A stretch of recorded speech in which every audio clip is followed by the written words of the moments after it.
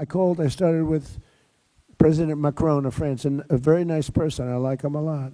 I hope he's listening because he doesn't believe that, but I do. He's a nice man.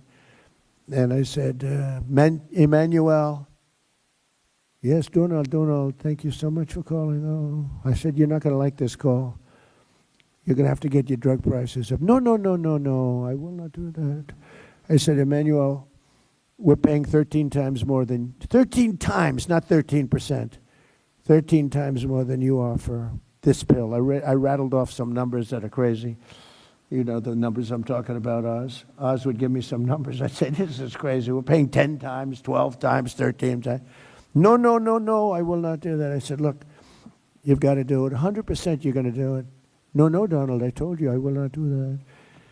I said, here's the story, Emmanuel. If you don't do it, I'm going to put a 25% tariff on all goods, wine, champagnes, and everything else coming into the United States of America. He said, Donald, I would love to do this for you. It would be a great honor to do it. And that's where it began.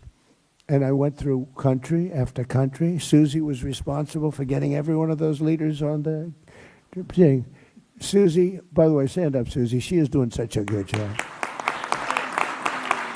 She's the first female chief of staff. And she might be the best chief of staff, too. But she's doing a great job. Thank you, Susie. So Susie got them on. And I just went one after another. I called Germany. No, we will not do that.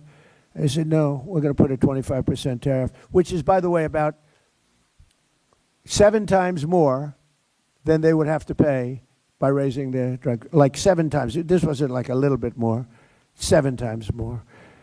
And I may do that for Greenland, too. I may put a tariff on countries if they don't go along with Greenland, because we need Greenland for national security. So I may do that. I'll give you a little, I'll take you out of that. In fact, that'll end up being the story. But actually, this is a much bigger story because we're reducing healthcare by numbers that you haven't seen.